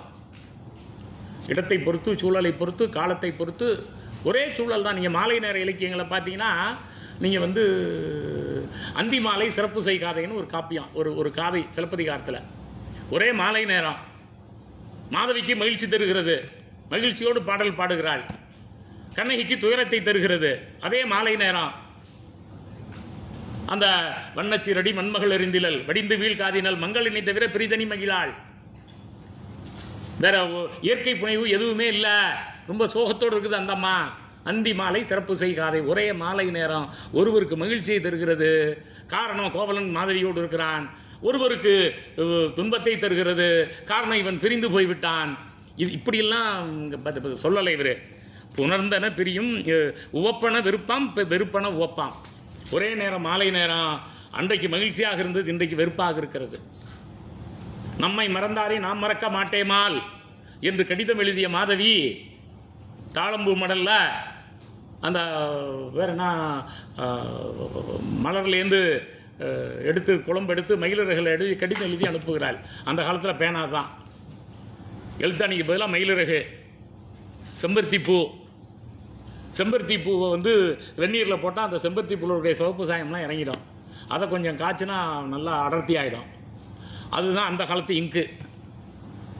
அப்போ செம்பருத்தி சாறை எடுத்து காய்ச்சி அதை மயிலிறகு எடுத்து தாளம்பூ மாடல் தான் வந்து கடிதம். இன்றைக்கி இமெயில் மாதிரி எடுத்து அழகாக எழுதி ஒரு கடிதம் எழுதிய காலகட்டத்தில் மகிழ்ந்திருந்த மாதவி, அந்திமாலை சிறப்பு செய் காதையில் மகிழ்ச்சியோடு இருந்த மாதவி அடுத்த காதையில் சோகத்தண்டி உச்சிக்கு போயிட்டான். ஏன்னா கோவலன் பிரிஞ்சு போயிட்டான். பீடியிலிருந்து இந்த அம்மா மறுத்துருச்சு. கோயிலுக்கெல்லாம் வந்து சாமி கும்பிட்டுலாம் என் கணவன் என்னோட வரணும்னு அவசியம் இல்லைன்னு. வம்பப்பரத்தோடும் நகர மாந்தரோடும் திரிந்த தென்றல் என தெரிந்தேன். ஊரில் இருக்க பொய் பசங்களோட நான் ஊரெல்லாம் சுற்றுனேன். வம்ப பரத்தருங்கிறார் ஆசிரியர், ஆண் பரத்தர்களுங்கிறார் அவனை. ஆமாம், நம்ம நாட்டில் கூட கேட்பான், பெண்ணுக்கு பரத்தை இருக்கே ஆணுக்கு பரத்தர் இருக்கா? இருந்துச்சு சிலப்பதிகாரத்தில். ஊர் மேயரனுக்கு பேர் பரத்தன்னு பேர். கைம்பெண் உண்டு, 2 புட்டு இருக்கும். அதுவும் விதவை தான் சான்ஸ்கிரிட்டு. தமிழில் செவியல் இலக்கியங்களை பார்த்தீங்கன்னா ரொம்ப நுட்பமாக உள்ள நீங்கள் அந்த பெண்ணடிமைத்தனம் இல்லாத தன்மையை கவனிக்கலாம். அப்போது இந்த நாம் பார்க்கிறோமே நண்பர்களே, உவப்பன வெறுப்பாகும், வெறுப்பன உவப்பாகும். இதெல்லாம் அந்த இலக்கியங்களை பொறுத்து பார்க்கிற போது, வாழ்க்கையில் பொறுத்து பார்க்கிற போது, நாமே நம்முடைய சூழலில் பார்க்கிற போது நமக்கு எது எது மகிழ்ச்சி தந்ததோ பிரிந்து இருக்கிற போது நமக்கு அது துயரத்தை தரும். எது எது துயரத்தை தந்ததை நாம் மகிழ்வாடுகிற போது அத்தனை நமக்கு மகிழ்ச்சியை தரும். இதுதான் நண்பர்களே மெய்யியல், இதுதான் ஃபிலாசபி. அதனால தான் நான் சொன்னேன், சித்தர் இலக்கியங்கள் நல்ல மெய்யியல் இலக்கியங்கள்.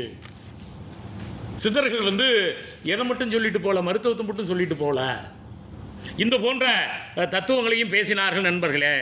ஆமாம், சிவவாக்கியார் ஒரு பாடலில் பாடுகிறார் நண்பர்களே, ஓடி ஓடி ஓடி ஓடி உட்கலந்த ஜோதியை நாடி நாடி நாடி நாடி நாட்களும் அழிந்து போய் வாடி வாடி வாடி வாடி மாண்டு போன மாந்தர்கள் சொல்கிறார். கோடி கோடி கோடி கோடி எண்ணிறந்த கோடியே. இந்த உலகத்து மக்கள் என்ன செய்தார்கள்? இங்கே ஓடுறேன் அங்கே ஓடுறேன்னு நிற்காம எனக்கு 24 மணி நேரம் 10லன்னு செயல்பட்டுக்கிட்டு இருக்கான். ஆனால் இறைவனை நினைப்பதற்கு அவனுக்கு நேரம் இல்லை. எல்லா நாளும் வந்து வேலைக்கு போகிறான், நைட் ஷிஃப்ட்டு போகிறான், பகல் ஷிஃப்ட்டு போகிறான், எந்த நேரமும் உழைச்சிக்கிட்டு இருக்கான். அதனால என்ன பயன் இருக்குதுன்னு சொல்கிறார் கடைசியாக, வாடி வாடி வாடி வாடி மாண்டு போன மாந்தர்கள், அலைஞ்சு அலைஞ்சு திரிஞ்சு திருந்து இறந்து போனவர்களே, நீங்களெல்லாம் எண்ணத்தை எண்ணிறந்த கோடியை சம்பாதித்து என்ன செய்தீர்கள்?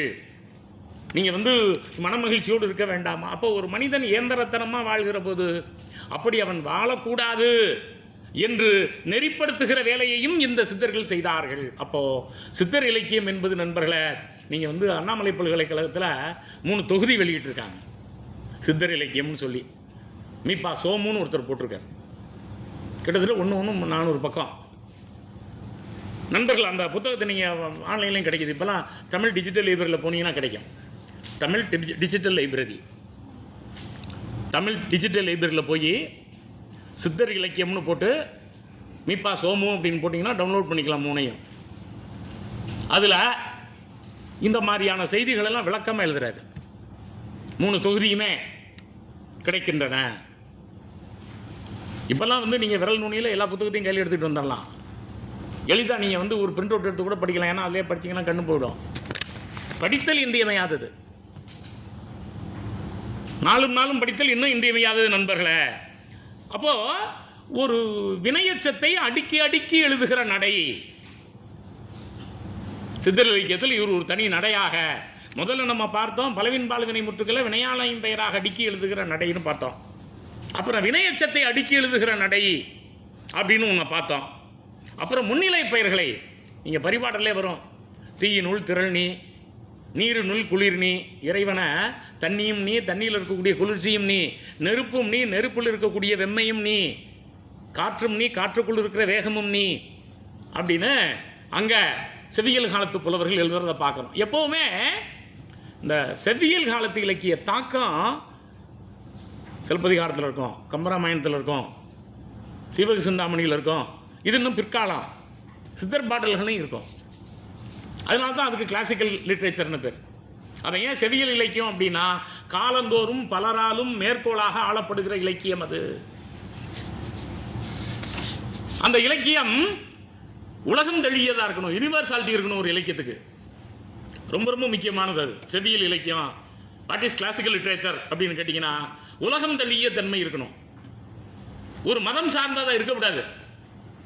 நீங்கள் கிளாசிக்கல் லிட்ரேச்சரில் தேவாரத்தையோ திருவாசகத்தையோ வைணவ இலக்கியங்களையோ கம்பராமாயணத்தையோ ஏன் சொல்கிறதில்ல, ஏன் தேமாவணியை சொல்கிறதில்ல, ஏன் வந்து நபிகள் நாயகத்து இலக்கியத்தை சொல்கிறது? அது மதம் சார்ந்தது. செவியல் இலக்கியம் இருந்து மதம் சாராமல் இருக்கணும். அப்போ இதுக்கு ஒரு நோக்கம் இருக்குது. அதுக்கு நோக்கம் அது மானுடத்தை மட்டும் மையப்படுத்தியதாக இருக்கணும். இதையும் வந்து நாம் வந்து சித்தர் பாடல்களையும் செவியல் இலக்கியங்கள்னு ஒரு பகுதியை சொல்லலாம். ஏன்னா இது எந்த மதத்தையும் சாராத சிந்தனைகள் இருக்கின்றன, மருத்துவத்தை சார்ந்த சிந்தனைகள் இருக்கின்றன. 20ஆம் நூற்றாண்டு தமிழ் இலக்கியம் மட்டும்தான் நண்பர்களே மதம் சாராமல் இருக்கிற நாவல், மதம் சாராமல் இருக்கிற சிறுகதை.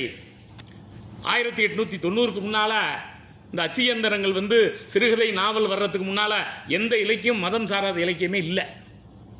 கிமு 5ஆம் நூற்றாண்டுக்கு பிறகு நீங்கள் காரைக்கால் அம்மையார்லேருந்து, திருஞான சம்பந்தர்லேருந்து, அப்பர்லேருந்து, கம்பராமாயணத்துலேருந்து, நீங்கள் திருத்தக்க தேவர்லேருந்து, தேம்பாவணியிலேருந்து, சீரா புராணத்துலேருந்து எல்லாம் மதம் சார்ந்த ரிலீஜியன் ஓரியன்ட் லிட்ரேச்சர். அதுதான் தமிழ் லிட்ரேச்சர். மைனர் லிட்ரேச்சர்னு சொல்லப்படுகிற அனைத்து சிற்றிலக்கியங்களும் அப்படித்தான் நண்பர்களே இருக்கின்றன.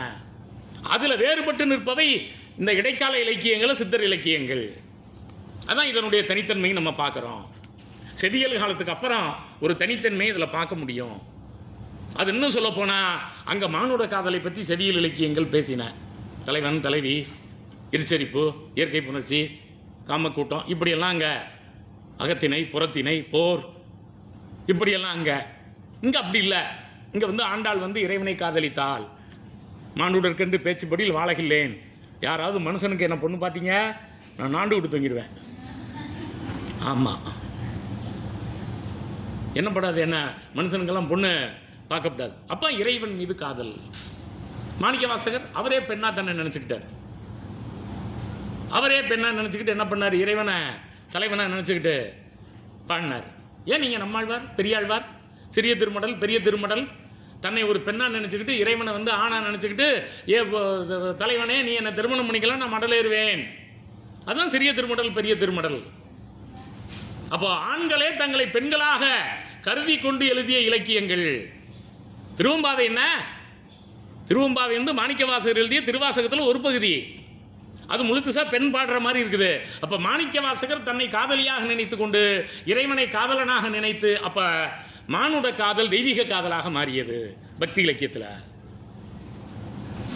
அதனால தான் செவியல் இலக்கியத்தை நாம் வந்து மனிதனுடைய உழைப்பு, மனிதனுடைய வேர்வை, மனிதனுடைய ஏழ்மை, மனிதனுடைய வள்ளல் தன்மை, மனிதனுடைய வீரம், மனிதனுடைய காதல் பேசுகிற இலக்கியங்கள் செவியல் இலக்கியங்கள்னு சொல்லி அதுக்குன்னு ஒரு நிறுவனத்தை வச்சு இன்னைக்கு ஆராய்ச்சி பண்ணுறாங்க. இந்த இடைக்கால இலக்கியத்தில் சித்தர் பாடல்கள் மட்டும் வேறுபட்டு இருக்கின்றன. மருத்துவத்துக்கு அப்புறம் மெய்யியல். இவங்க ஆன்மாவை பற்றி பேசுவாங்க, ஒரு குறிப்பிட்ட இறைவனை பேச மாட்டாங்க. சமயத்தில் ஒரு சிலர் வந்து பிறவியை பற்றி பேசுவாங்க, அவங்க இன்னும் மதம்னு சொல்ல மாட்டாங்க. இதை ரொம்ப நுணுக்கமாக கவனிக்கலாம். இதுக்கு காரணம் பௌத்தத்திலையும் சமணத்திலையும் இருந்த தாக்கம். பௌத்தமும் சமணமும் பிறப்பை ஏற்றுக்கொண்டன, நிறுவனப்படுத்தப்பட்ட மதங்களை ஏற்றுக்கல. தமிழ் இலக்கியத்தை பொறுத்தவரையும் நிறுவனப்படுத்தப்பட்ட மதங்கள் ரொம்ப பிற்காலம், சிலப்பதிகார காலத்துக்கு பிறகுதான் நிறுவனப்படுத்தப்பட்ட மதங்கள், இன்ஸ்டிடியூஷனைஸ்டு ரிலீஜியனை பார்க்க முடியும். அது கூட வந்து கோவில்கள் என்கிற பெயரால் அல்லது கோட்டங்கள் என்கிற பெயரால் இருக்கும். நீங்கள் இன்னும் சொல்ல போனால் ஐரோப்பிய அமெரிக்க நாடுகள் இருந்த மாதிரி இங்கே நிறுவனப்படுத்தப்படலை மதம். பல்வேறு கொள்கைகளும் இங்கே இருந்தன. சரி நண்பர்களே, அப்போ மண்ணும் நீ விண்ணும் நீ, மறிகடல் ஏழும் நீ, எண்ணும் நீ எழுத்தும் நீ, இசைந்த பண் எழுத்தும் நீ, எழுத்தும் நீ இசைந்த பண் எழுத்தும் நீ, இசையில் இருக்கக்கூடிய பாடுபொருளும் நீதான் ஆண்டவனே, கண்ணும் நீ அப்படின்னு சொல்லிட்டு மணியும் நீ, கண்ணுள் ஆடும் பாவை நீ.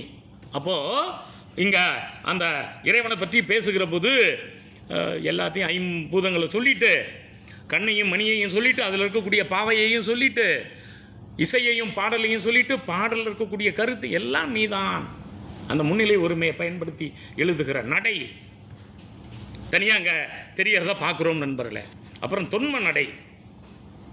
அது என்னங்க தொன்மம்? தொன்மம்னா மித்து. மித்துனா என்ன சார்? புராணங்கள். எல்லா மதங்களுக்குமே ஒரு தொன்மம், ஒரு செவியல் காலத்துலேயும் தொன்மம் உண்டு. அது வந்து மதம் சாராத தொன்மம்.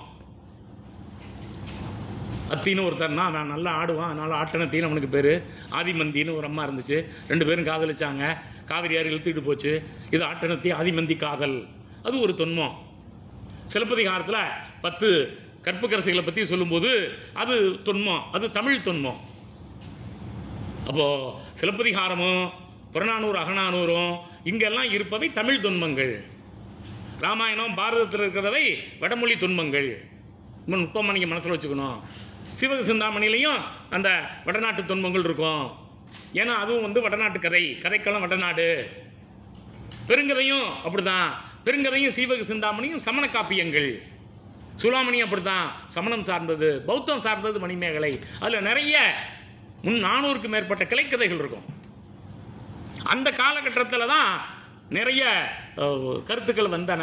இப்போ கற்புங்கிற ஒரு கற்பிதமே அந்த காலகட்டத்தில் தான் கடுமையாக இருந்துச்சு. மணிமேகலை காலத்துக்கு பிறகு தான் எது தலைக்கற்பு, தலைவன் இறந்த உடனே இறந்து போனால் அது தலைக்கற்பு, முதற்கற்பு. எது இடைக்கற்பு, 2ஆம் நிலை கற்பு, தலைவன் செத்து போனதுக்கப்புறம் நெருப்பில் தூக்கி போட்டு கொன்னா அது வந்து 2ஆம் நிலை கற்பு. 3ஆம் நிலை கற்பு என்ன? நான் வந்து வெள்ளாடை உடுத்தி கொண்டு தரையில் சாப்பிட்டுக்கிட்டு கீரையை சாப்பிட்டுக்கிட்டு உப்பு போடாமல் சாப்பிட்டுக்கிட்டு துறவியாக வாழ்வேன், 3ஆம் நிலை கற்பு.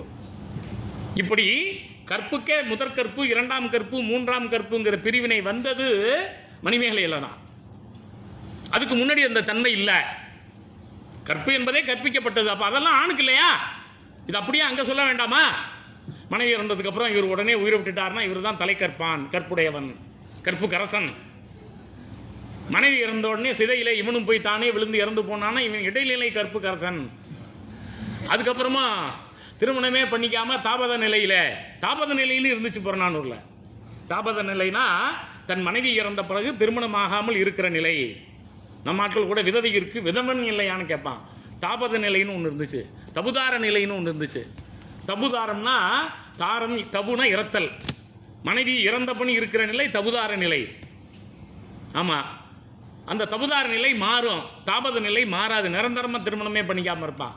இவை இரண்டும் இந்த ஆண்கள் வந்து மனைவி இறந்தப்பன் திருமணம் செய்து கொள்ளாமல் இருக்கிற நிலைக்கான கலைச்சொல் உண்டு தமிழில். ஆனால் அதை கற்புக்கரசி என்றெல்லாம் பேசலை. இந்த தொன்மங்கள் இதெல்லாம் வந்து இந்த காப்பிய காலத்தில் பிற்காலத்தில் வந்தவை நண்பர்களே. அப்படி தொன்மங்கள் வந்ததில் பல்வேறு தொன்மங்கள். அதில் ஒரு தொன்மம் முப்புறம் எரித்தல். என்னங்க முப்புறம்? தூங்கு எயில்னு ஒன்று இருந்துச்சு, தொங்குன எயில்னு ஒன்று இருந்துச்சு. கோட்டை தூங்கு எயில் எரிந்த தொடித்தோட் செம்பியன். ஒரு சோழ மன்னன் வந்து அந்த கோட்டையை அழித்தான், ஒரு மித்து.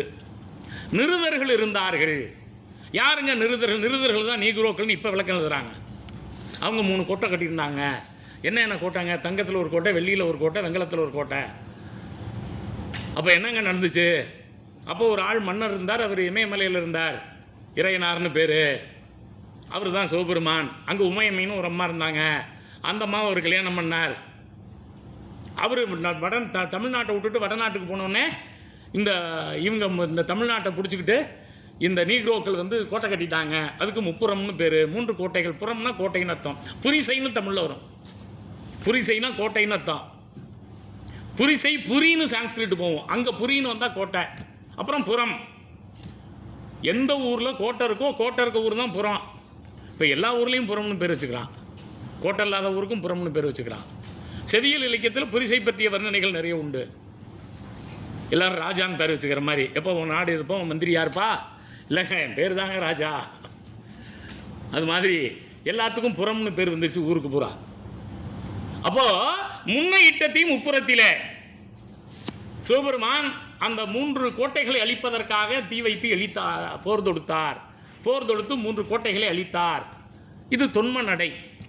அப்போ சிவபெருமான் கதை தெரியணும், 3 கோட்டை இருந்தது தெரியணும், திருவிளையாடல் புராணத்தில் இருக்கிற அந்த நிகழ்ச்சி தெரியணும், அல்லது பின்னால் அந்த சைவ இலக்கியங்களில் வருகிற அந்த தொன்மங்கள் தெரியணும். இல்லைன்னா அந்த வரி புரியாது. பின்ன இட்டத்தி தென்னிலங்கையில். இது வைணவம், அது சைவம், இது வைணவம். ராமர் வந்து என்ன பண்ணார்? ஆமாம், அனுமான் போய் என்ன பண்ணார்? வாளில் நெருப்பை கட்டி செம்பிட்டு செய்த இஞ்சி திருநகர் செல்வம் தேரி அம்பிட்ட நெஞ்சினோடு வாழ்கிறேன். செம்பு கோட்டை. கும்பகர்ணன் சொல்லுவான், நான் வந்து அண்ணனை விட்டு வரமாட்டேயா, நீர்கோல வாழ்வை நெச்சு நெடிதினால் வளர்த்து பின்னை போர்க்கோலம் செய்து விட்டார்க்கு நான் துரோகம் பண்ணிவிட்டு அங்கே என்ன பண்ண மாட்டேன், வரமாட்டேன். நீ வேணா போ, போர்க்களத்தில் முன்னம் சாதல் உண்டவருக்கு உரியதம்மா. எனக்கு சோறு போட்டு வளர்த்தாயா எங்கள் அண்ணன். கொஞ்சம் கொஞ்சமாக சோறு போட்டான். வண்டி வண்டியாக கல், வண்டி வண்டியாக சோறு, குடங்குடமாக கல். அவன் செய்கிறது தப்புன்னு தெரியும். தூங்கி எந்திரிச்சேன்னு, ஏண்டா நீ எல்லாம் மனுஷனா? அந்த பிள்ளைய போய் விட்டுற வேண்டியதானே. இது நமக்கு நீ வந்து பேசுவது மானம் என்னது, இதெல்லாம் தேவையா உனக்கு அப்படின்னு திட்டினான். படா பயந்தாரின்னா. அப்புறம் என்ன சொன்னான்? நான் அதுக்காக அங்கிட்டு போயிட மாட்டேன், உனக்கு தான் இருப்பேன். அப்போது நண்பர்களே, உள்ளேயே வந்து கோரிக்கை வச்சவன் கும்பகர்ணன். இதெல்லாம் இந்த வரியில் வரல. அப்புறம் தான் அனுமான் வர்றான், அந்த தென்னிலங்கையை வந்து அழிக்கிறான். அப்போ ராமாயண கதையை பூரா ஒரு வரி, திருவிளையாடல் புராணத்தில் பெரும்பகுதியை ஒரு வரி. அப்போ இந்த சித்தர்கள் பின்னை இட்டத்தி தென்னிலங்கையில், அன்னை இட்டத்தி அடி வயிற்றிலே. அம்மா செத்து போயிட்டாங்க, பாலூட்டி வளர்த்தவள். தாய் வந்து அந்த குழந்தைக்கு சளி பிடிச்சிக்குமேனு குளிர்ந்த பொருள் சாப்பிட மாட்டான். தான் விரும்பியதை சாப்பிட முடியாது. 6 மாதத்துக்கு 1 வருஷத்துக்கு குழந்தைக்காக தன்னுடைய வாழ்க்கையை தியாகம் செய்கிற தாய்மை. அதனால தான் பட்டினத்தார் வந்து ரொம்ப எப்படி என்னுடைய தாய்க்கு எனக்கு எல்லாம் பிடித்து தன்னுடைய முலையில் எனக்கு பால் ஊட்டி வளர்த்த என்னுடைய தாய்க்கு நான் எப்படியா வந்து தீ மூட்டுவேன்? இந்த கை தானே என்னை எடுத்து அணைத்தது, அந்த கைக்கு நான் எப்படி தீ மூட்டுவேன்? எனக்கு முத்தம் கொடுத்து என்னை குழந்தையா சீராட்டி பாராட்டி அந்த வாய்க்கு நான் எப்படி தீ மூட்டுவேன்? சொல்லி சொல்லி பாடுவார். இங்கே பட்டினத்தார் பாடலில் அந்த தாய்க்கு சிதை மூட்டுகிற போது அவர் எழுதிய புலம்பல் இருக்குது. அதனால தான் பட்டினத்தார் புலம்பல்னே பேர். பட்டினத்தார் கவிதையில் நீங்கள் படிக்க வேண்டிய பகுதி அவருடைய புலம்பல்.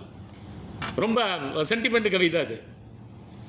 அந்த மாதிரி ஒரு சென்டிமெண்ட் கவிதையை நீங்கள் பார்க்க முடியாது. ஆமாம், யானும் இட்ட தீ மூழ்க மூழ்கவே. இது அவங்க அம்மாவுக்கு தீ வச்சுட்டார். தீ வச்சதுக்கப்புறம் எரிஞ்சிக்கிட்டு இருக்கு. போ, அழுகிட்டும் போ, எங்கள் அம்மா உடல் என்னை 10 சுமந்து வளர்த்து ஆளாக்கி என்னுடைய தாயினுடைய உடல் எரியட்டும் எரியட்டும் அப்படின்னு அங்கே சொல்லுகிற தன்மையை நம்ம கவனிக்கிறோம் நண்பர்களே. ஆமாம், இப்படி இந்த செவியல் இலக்கிய நடை என்று நாம் பார்க்கிற போது ரொம்ப அழகாக எளிமையாக இவர்கள் எழுதியிருக்கிற தன்மையை நம்ம கவனிக்கிறோம் நண்பர்களே. ஆமாம், அதே போல் உருவகம், உவமை, இவையெல்லாம் இந்த பகுதிகளில் நிறைய இருக்கிறத கவனிக்கிறோம். திருமூலர் இடத்துல பாடுறார், ஆர்க்கும் இடுமின். சம்பாரிச்சியா எல்லாத்துக்கும் சோறு போடுப்பா, எல்லாருக்கும் இடுமின். வேண்டியவன் வேண்டாதவன் பகையாளி ஏழை பணக்காரன் ஆர்க்கும் இடுமின். ஆமாம், அவர் இவர் என்னன் மீன். இவருக்கு சோறு போடுவேன், அவருக்கு சோறு போட மாட்டேன், இவருக்கு கொடுப்பேன். யார் எவருன்னு இல்லாமல் எல்லாத்துக்கும் உணவு கொடு. நண்பர்களே, தமிழ் இலக்கியத்தினுடைய அடிப்படை கோட்பாடு நண்பர்களே இது. நோன்புனா என்னன்னு கேட்டால், தனக்கென வாழால் பிறர்க்கென வாழுனர் உண்மையானே நோன்றாள்மா புறநானூற்று புலவன். பிறருக்குன்னு வாழ்தல் அப்படின்பா. பதிற்றுப்பத்து இலக்கியத்தில் பூரா பார்த்தீங்கன்னா 2 விஷயத்துக்கு தான் மன்னனை பாராட்டுவான். ஒன்று கொடைத்தன்மை, இன்னொன்று வீரம். அறம் மரம். பதிற்றுப்பத்தில் இருக்கக்கூடிய கிட்டத்தட்ட 90 பாடல்களுமே நண்பர்களே சேரநாட்டு புலவர்களுடைய வள்ளல் தன்மையை, வன்மை 3 சொல்லின்னு போட்டால் வல்லன்மைன்னு அர்த்தம், வன்மை 2 சொல்லின்னு போட்டால் வீரம்னு அர்த்தம். வன்மையும் வன்மையும் தான் அங்கே பாடுபொருளாக பதிற்றுப்பத்து இலக்கியத்தில் இருக்கிறத கவனிக்கிறோம். பண்ணன்னு ஒரு மன்னன், ஒரு உறையூரில் ஒரு குடிமகன் சோழர் வந்து இப்போ சொல்கிறான், யான் வாழும் நாளும் நீ வாழ்க, மன்னனாகிய என்னுடைய வாழ்நாள் எடுத்துக்கிட்டு நீ வாழ. ஏன்னா உன் வீட்டுக்கு முன்னால் பார்த்தீங்கன்னா தினம் 1000 பேர் சாப்பிட்டுக்கிட்டு இருக்கான். அப்போது ஈகை என்பது இருக்கிறதே தமிழ் இலக்கியத்தில் ஒரு 3000 பாடல்கள் இருந்தால் ஒரு 2000 பாடல்கள் அதை வலியுறுத்தும். புறத்திணை பாடல்கள் அத்தனையும் வலியுறுத்தும் நண்பர்கள். பிறருக்கு ஈகை செய், கொடுத்து வாழ வேண்டும். அதனால தான் அமர்த்தியாசன் சொன்னார், ஏண்டா இந்தியாவில் புரட்சி வர மாட்டேங்குதுன்னு கேட்டால், அங்கே இருப்பவன் இல்லாதவனுக்கு இயல்பாக கொடுக்குறான், இருப்பவன் இல்லாதவனுக்கு இயல்பாக கொடுக்குறான், அதனால் அங்கே புரட்சி வராதுன்னா. அதுவும் தமிழ்நாட்டில் இந்த ஈகை கோட்பாடு இருக்கிறதே உயிர் கோட்பாடாக. போய் ஒருத்தன் போய் பல்ல இழிச்சுக்கிட்டு கேட்காதற, ஈ என இரத்தில் இழிந்தது, அப்புறம் ஈ ஏன் என்றால் அதனினும் இழிந்தது, அவனே கவலைப்பட்டு போய் உன்னை கேட்குறான், அதுக்கப்புறம் என்ன பண்ணுற நீனு முடியாதுன்னு சொல்கிற. ஈ ஏன் என்றால் அதனினும் இழிந்தது, கொள் என கொடுத்தல் உயர்ந்தது, கொள்ளேன் என்றால் அதனினும் உயர்ந்தது. நீ என்ன எனக்கு தர்றது, நீ கொடுத்து நான் வாங்கிக்கிறமே பையா. எது இழிந்தது, எது உயர்ந்தது?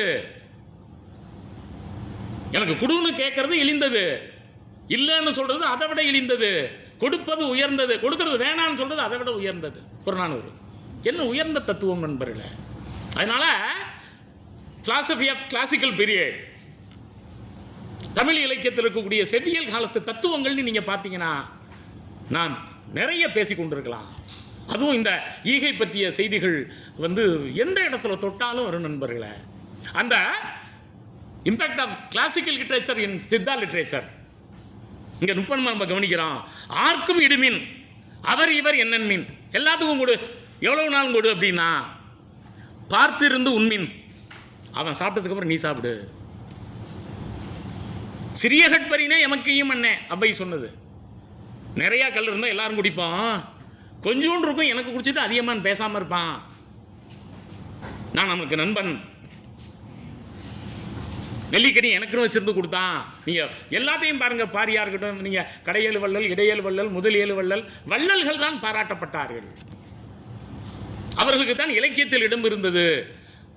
செவ்வியல் காலத்தில் மூவேந்தர்கள் இருந்தார்கள். மூவேந்தர்கள் இருந்த பதிவை விட குறுநில மன்னர்களாக இருந்த வள்ளல்களுடைய பதிவுகள், நீங்கள் குடிமகனாக இருந்த வள்ளல்களுடைய பதிவுகள் தான் அதிகம். அதை இந்த சித்தர் பாடலையும் எதிரொலிக்கிறத பார்க்குறோம் நண்பர்களே. ஆர்க்கும் இடுமின் அவர் இவர் என்னன்மின், பார்த்திருந்து உண்மின், பழம்பொருள் போற்றன், பழைய பொருள்களை காப்பாற்று, வேட்கையுடையீர் விரைந்து ஒல்லை உண்ணன்மின். ரொம்ப விருப்பத்தோடு வந்தவர்களே அவசரப்பட்டு சாப்பிடாதீங்க, பொறுமையாக சாப்பிடுங்க. காக்கை கரைந்துன்னும் கோலம் அறிமின். ஒரு காக்கா ஒரு சின்னூண்டு பழம் தனக்கு கிடச்சிச்சின்னா கூட தன்னுடைய கூட்டத்தெல்லாம் கொடுத்துட்டு தாயா சாப்பிடும். ஆகையினால எது கிடைச்சாலும் வந்து நீங்கள் பரிசில் வாழ்க்கைன்னு கோவிற்குள்ள அவர் கவிதை எழுதுவார். மன்னன்டவுக்கு போவார், தருவான், கொண்டு வந்து மனைவிட்ட கொடுத்து பக்கத்து வீடு அடுத்த வீடு இல்லாதவன் வேண்டியவன் வேண்டாதவன் எல்லாத்துக்கும் கொடு. ஒரு புலவர் மாட்டிக்குவார், எப்போ எங்கள் வாழ்க்கை பரிசில் வாழ்க்கைப்பா, மன்னட்டேந்து வாங்கி இல்லாதவனுக்கு கொடுக்கறது தான் எங்களுடைய வேலையே, அதனால் இவனை நீ ஒற்றன் நினச்சிக்கிட்டு நீ வந்து கைது பண்ணாத. அப்போ ஆவூர் கோட்டையில் அவன் உள்ள கைது பண்ணி ஒரு புலவனை தூக்கில் போட போனப்போ கோவூர்களார் அமைதி தூதரா போய் சொன்னப்போ இதான் சொன்னார், எங்கள் வாழ்க்கை பரிசில் வாழ்க்கை, நீங்கள் தருவதை வாங்கி ஏழைகளுக்கு கொடுப்பது மட்டும்தான் எங்களுக்கு தெரியும், அதுக்கு மேலே எங்களுக்கு ஒன்றும் தெரியாது. அப்போ நண்பர்களை இந்த செவ்வியல் கூறுகிற அறங்களில் அடிப்படையான அறம் இது. இதை இங்கே நம்ம கவனிக்கிறோம், இங்கே அதை ரொம்ப நுட்பமாக திருமூலர் பார்க்குறத பார்க்குறோம் நண்பர்களே. சார் இதே போல் நண்பர்களே ஒரு நல்ல உருவக கவிதை உண்டு, திருத்தக்க தேவருடைய தனிப்பாடல்கள் இருக்குது. ஒன்றாய ஊக்க ஏற்பூட்டி யாக்கை செரு உழுது நன்றாய நல்விரத சென்னல் வித்தி ஒழுக்க நீர் குன்றாமல் தாம் கொடுத்து ஐம்பொறியின் வேலி காத்தோம்பி வென்றார் தம் வீட்டின்பம் விளைக்கும் விண்ணோர் உலகு இன்றே. என்ன சார் அதுக்கு அர்த்தம்? உடம்பு நிலம், ஊக்கம் ஏர், தவம் உழவு, நோன்பு விதை, ஒழுக்கம் நீர், ஐம்பொறிகள் வேலி. ஐம்பொறிகளும் வேலியாக வைத்துக்கொண்டு உடலை காக்க வேண்டும். கண்டதையும் திங்கினும் நினைக்கப்படாது. ஐம்புலன்களும் வேலிகள், கண்டதையும் பார்க்கப்படாது. கண்ட நேரத்துலையும் செல்ஃபோனை வச்சு என்ன பண்ணிகிட்டு இருக்கக்கூடாது, நோண்டிகிட்டு இருக்கக்கூடாது, கண்ணு போயிடும். ஆமாம், கண்ட நேரமும் நான் பாட்டு கேட்குறேன், எனக்கு ரொம்ப சொகுசாக தான் இருப்பேன், ஏசி இல்லாமல் இருக்க முடியாது, மெத்த இல்லாமல் இருக்க முடியாது. என்ன நுட்பமாக சொல்கிறான் பாருங்க. சொல்லும் போதே 5 புலன்களும் நமக்கு வேலிகளாக இருக்கின்றன. ஒழுக்கம்ங்கிற நீர் ரொம்ப அடிப்படையானது. ஒழுக்கம் மனிதனுக்கு எந்த நிலையிலும் ஒருவர் தன்னுடைய ஒழுக்கத்திலிருந்து தவறுதல் கூடாது. நிறைய திருவள்ளுவர்லாம் எழுதியிருக்காரு, மற்ற நீங்கள் படிச்சிருப்பீங்க. நோன்புங்கிற விதை சித்த வைத்தியத்தில் அடிக்கடி சொல்லுவாங்க. காலையில் ராஜா மாதிரி சாப்பிட்லாம், மத்தியானம் ஏதோ சாப்பிட்லாம், ராத்திரி பட்டினி போட்டுருங்க. இரவில் யார் குறைத்து உண்கிறார்களோ அவர்கள் தான் நிறைய நாள் வாழ்வான். அதுவும் சொல்லப்போனால் 3 நேரமும் திங்கிறவன் போய். ஆமாம், ஒரு வேளை தான் என்ன பண்ணணும், சாப்பிடணும். வாழ்வதற்காக சாப்பிட வேண்டும், சாப்பிடுவதற்காக வாழக்கூடாது. ஆமாம், இந்த ஐம்புலன்கள் அடக்கு அப்படின்னு சொன்னால் அதனுடைய அடிப்படை அதுதான் நண்பர்களே. ஐம்புலன்களை அடக்கி வாழ்வது வேண்டும் அப்படின்னு பார்க்குறோம். ஊக்கம்ங்கிற ஏர் நிறைய நம்ம நாளடியார்கள்லாம் சொல்கிறாங்க. எந்த நிலையிலையும் தன்னூக்கம் குறைதலே கூடாது. என்னால் முடியும். ஆமாம், நம்மால் பழமொழி சொல்லுவான், மூக்கு மயிறு பிடுங்கி ஆள்பாரம் குறைஞ்சிடாதுராம்மா. என்ன துன்பம் வந்துருச்சு, என்ன பெரிய துன்பம் பார்த்துடலாம். எந்த நிலையிலும் ஊக்கம். ஒரு சாதாரண தாமரை கூட தண்ணி வர வர வர வளர்ந்துக்கிட்டு இருக்கிற போது ஏன் நீ ஒடிந்து போகிறாய்? மனிதனுக்கு நண்பர்களே ஊக்கம் ரொம்ப அடிப்படையானது. போர்க்களத்திலலாம் பெரிய பெரிய ஆட்கள்லாம் வெற்றி பெற்றார்கள் அப்படின்னு படிக்கிறோம். நெப்போலியன் விழுந்தான்னு சொன்னப்போ குதிரை 15 அடி தாண்டிச்சு, இவன் 15 அடி தாண்டினா 28 ஆட்டை தாண்டி குதிச்சு ஜெயிச்சாயாம்மா. அப்போது யார் ஊக்கத்தோடு உழைத்திருக்கிறார்களோ அவர்கள் வெற்றி பெறுகிறார்கள். ஆமாம், தூக்கம் இருந்தால் படிக்கணும். தேர்வு சிரமமாக இருந்தது தான், இன்னும் கொஞ்சம் நல்லா படிச்சு இன்னும் வாங்கணும். எந்த நிலையிலையும் நாம் நம்முடைய ஊக்கத்தை தளர விட்டு விடக்கூடாது. தளர விட்டுவிட்டால் சோம்பல் வந்துடும், தளர விட்டுவிட்டால் தோல்வி வந்துடும், தளர விட்டுவிட்டால் தாழ்வு மனப்பான்மை வந்துடும், தாழ்வு மனப்பான்மை வந்தால் நமக்கு வீழ்ச்சி வந்துடும். அப்போது இந்த ஊக்கம் என்கிற ஏற்பூட்டி உடம்பு என்கிற நிலத்தை உழுது எவன் வாழுகிறானோ அவன் வெற்றி பெறுவான். என்ன மெய்யியல் நண்பர்களே! அப்போ இவர்கள் மிக எளிமையாக இப்படி சொல்லி செல்கிற காட்சி நண்பர்களே நுட்பமாக இருக்கிறது. ஒரு கவிதை ஒன்று இருக்கிறது நண்பர்களே. ஆடு காட்டி வேங்கையை அகப்படுத்தும் மாறு போல். ஒரு புலியை பிடிக்கணும்னா ஒரு ஆட்டை கொண்டுட்டு போய் பார்வை ஆடாக கட்டுவாங்களாம். அந்த ஆட்டை பிடிக்கிறதுக்கு அங்கேருந்து புலி வருமா, அதை பிடிச்சிருவாங்களாம். அவர் எழுதுறாரு, காட்டில் புலியை பிடிக்கிறதுக்கு ஒரு ஆடு மாதிரி ஆடு. இப்போ எங்கள் ஊரில் குருவி பிடிப்பான். குருவி பிடிக்கிறதுக்கு ஒரு 10 குருவி என்ன பண்ணுவான், கட்டி போட்டுருவான், ஒரு வலையை விரிச்சிருவான், நெல்லை போட்டுருவான். சுற்றி இருக்கிற குருவி பூரா அந்த பக்கம் வர மாதிரி பண்ணிவிடுவான். இது கீச்சு கீச்சுன்னு சத்தம் கேட்கும். எல்லா குருவியும் என்ன செய்யும், இங்கே கிடக்கிற இங்கே நெல்லை திங்க, வயலில் இருக்க நெல்லை விட்டுட்டு மொத்தமாக கமிச்சு அமைக்கிடுவான். ஆமாம், அதுக்கு பார்வை குருவின்னு பேர். அது மாதிரி பார்வை ஆடுங்க இருக்குது. ஆடு காட்டி வேங்கையை அகப்படுத்துமாறு போல் மாடு காட்டி என்னை நீ மதிமயக்கல் ஆகுமோ. மாடுனா என்ன சார்? செல்வம், சம்பாரி, நிறைய சம்பளம் வேணும், நிறைய சொத்து சேர்க்கணும், எதை பண்ணியாவது சொத்து சேர்க்க கற்றுக்க. மாடு காட்டி என்னை நீ மதிமயக்கல் ஆகுமோ. மன்னர் கூப்பிடுறார், செல்வமெல்லாம் எனக்கு வேண்டாம். வாழ்க்கையில் நண்பர்களே நேர்மை அடிப்படையானது, பணம் அடிப்படையானது இல்லை. நான் அடிக்கடி என்னுடைய மாணவர்கள்ட்ட சொல்கிறது உண்டு, எந்த நிலையிலும் உண்மைக்கு நேர்மைக்கு மாற நான் போக மாட்டேன். ஒரு காவல்துறை உயரதிகாரி கூப்பிட்டு சொல்கிறார், அவன் 9 பவுன் தூக்கிட்டான், அவனை உதச்சி கேள்றான்னு. சார் நான் கேட்டு பார்த்தேன் சார், அவன் எடுக்கிற மாதிரி தெரியல, இதுக்கு மேலே நான் செய்ய முடியாது அப்படின்னு சொல்லியிருந்தால் அந்த 4 பேர் இன்னைக்கு மாட்டியிருக்க மாட்டான்.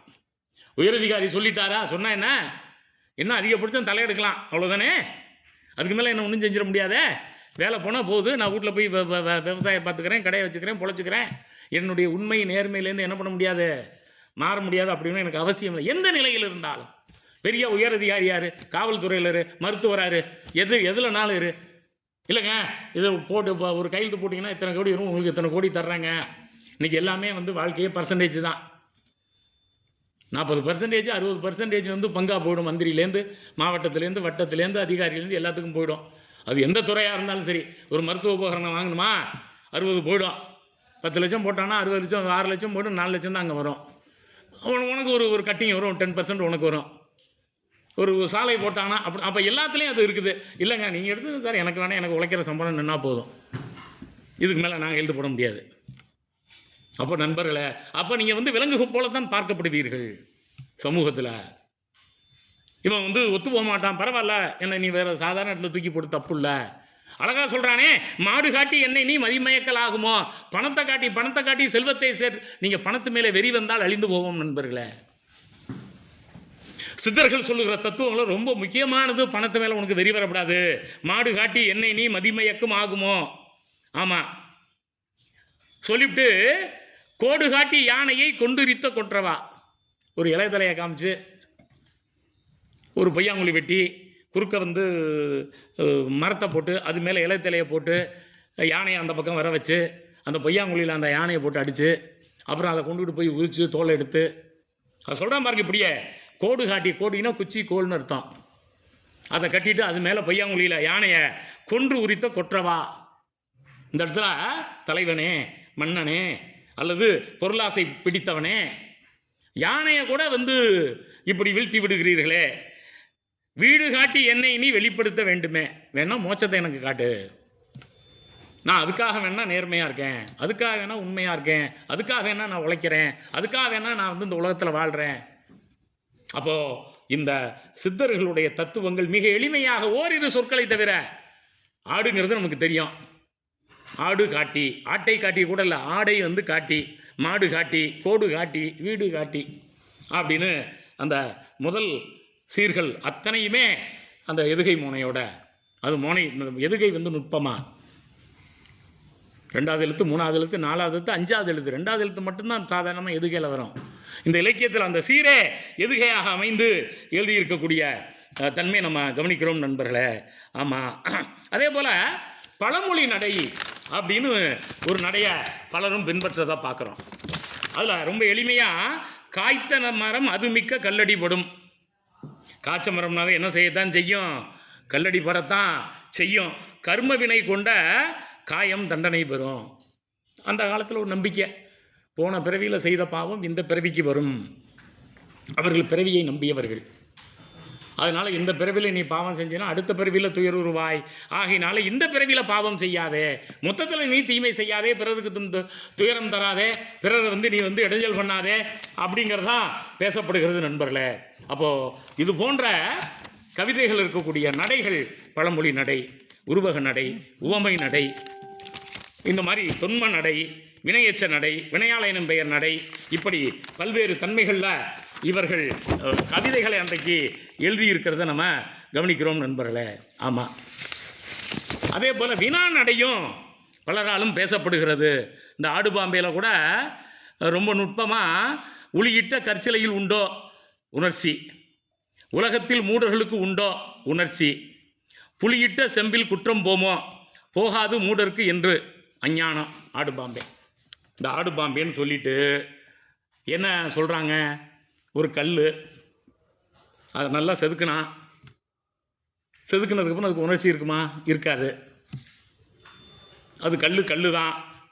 ஆமாம், இந்த உலகத்தில் மூடர்கள் இருக்கிறார்களே, முட்டா பயலுக்கு என்னைக்காவது அறிவு வளருமா, அவனுக்கு உணர்ச்சி வருமா, இருக்காது. அப்புறம் ஒரு செம்பு பாத்திரம் அடிபட்டு கிடக்கு, அதில் புளியை வச்சு தேய்ச்சினா ஒடுக்க எடுக்குமா, எடுக்க முடியாது. புளி என்ன செய்யும், அதில் இருக்க துருவை தான் நீக்கும், அதில் கூட ஒடுக்க எடுக்காது. போகாது மூடருக்கு என்று என்றைக்குமே அஞ்ஞானம் மூடர்களுக்கு போகாது. அப்படின்னா என்னன்னா, இயற்கை அறிவு இருப்பவர்களுக்கு மட்டும்தான் இந்த அறிவு பெருக முடியும். ஆகையினாலே இயற்கை அறிவு இருப்பது மிக இன்றியமையாதது அப்படிங்கிறத இந்த நடையில் நம்ம நுட்பமாக கவனிக்கிறோம் நண்பர்களே. அப்போது இந்த சித்தர் இலக்கியம் என்பது பல நிலைகளில் பேசப்படுகிறது. இலக்கியங்கள் மருத்துவ பாடல்களும் எளிமையாக தான் இருக்கின்றன. காலை இஞ்சி கடும்பகல் சுக்கு மாலை கெடுக்காய் மண்டலம் தின்றால் கோலை ஒன்றி குறுகி நடந்தோர் கோலை விட்டு குலாவி நடப்பறே. எளிமையா காலையில் இஞ்சி, கடும்பகல் சுக்கு, மத்தியானம் சுக்கு, மாலை கடுக்காய், மண்டலம் தின்றால் 48 நாள் சாப்பிட்டா. மண்டலம்னா 48 நாள் உங்களுக்கு தெரியும். எளிய நடை. மருத்துவத்திலையும் எல்லாரும் சிரமப்படுத்தி எழுதலை, எளிமையாக எழுதுபவர்களும் இருக்கிறார்கள். அதை நம்ம நுட்பமாக கவனிக்கிறோம். கோலை விட்டு குலாவி நடப்பறே அப்படின்னு பார்க்குறோம். அஞ்சிடும் சன்னியாவும் அகன்றிடும். இஞ்சி சாப்பிட்டா சளி போயிடுமா, அதுவும் ஜன்னி பிடிச்சிட்டு இருக்கக்கூடிய சளி கூட போயிடுமா. பித்தம் போம், நெஞ்சினில் இருமல் கோலை நெகிழ்ந்திடும். நல்ல இஞ்சி சாரை வச்சு குடித்தா நெஞ்சில் இருக்கக்கூடிய அந்த கெட்டி சளி. எளிமையாக தான் அந்த கவிதைகள் அமைந்திருக்கின்றன. கபங்கள் தன்னை மிஞ்சிடும் வருமோ என்று விளம்பிடும் வேத நூலே. ஆயுர்வேதத்தில் இந்த இஞ்சியினுடைய தன்மையை பேசுகிற போது சளி போக வேண்டும், நெஞ்சில் இருக்கக்கூடிய இருமல் கோலை போக வேண்டும் என்றால் இஞ்சி சாறு குடித்தால் போதும் என்று எளிமையாக உரைக்கிறார்கள் அப்படின்னு பார்க்கிறோம். ஆமாம், ஆடாதோடை குணத்தை உரைத்திடில் நாடாது வியாதிகள் வாத பெத்த சிலேத்துமம் பிணியாலும் பாடாத நாவும் பண்போல் பாட்டி செய்க்கும்.